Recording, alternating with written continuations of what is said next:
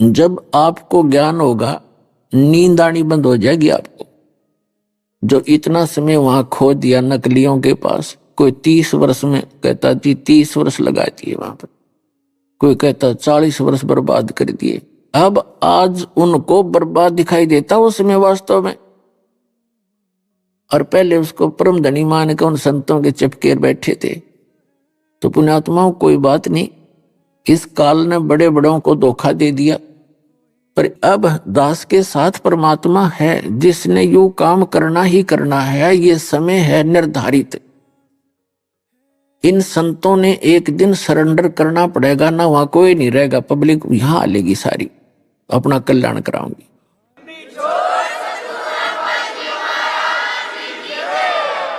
फिर इनके लबूंडी बनेगी, फिर इनके साथ बुरा बनेगा, जनता इनको थूकेगी। और यदि ये अपने आप कह दें, दास के द्वारा बताए गए ज्ञान को गहराई से स्वयं भी देखें ये संत महात्मा, और फिर अपने शिष्यों को कह दें भाई सचमुच सच्चाई ये है, और नहीं तो इसका उत्तर दें। अब मीडिया है, 3-3 घंटे तक हम प्रवचन चल रहे हैं मालिक की दया से, नहीं तो कहीं किसी टीवी पर कोई जरा सा भी उल्ट सुल्ट बोल दे तो उद्मस्तार दे ये इसे नकली है।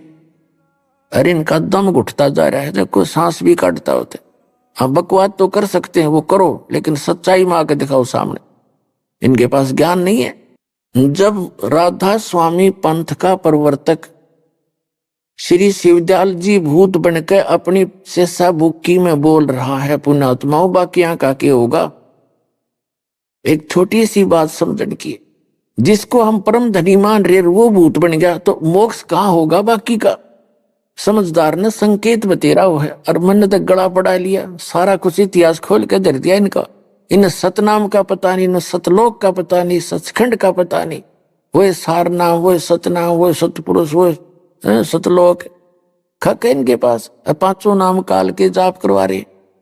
जितने भी कबीर पंथी हैं किसी के पास भी भक्ति मार्ग नहीं है, कख भी नहीं उनके पास, क्योंकि परमात्मा ने कहा था कि काल ने मेरे से कहा था कि मैं 12 पंथ नकली चलाऊंगा, इन 12 के अतिरिक्त अन्य और अनेक पंथ चलाऊं या विद जीवों को भरमाऊं।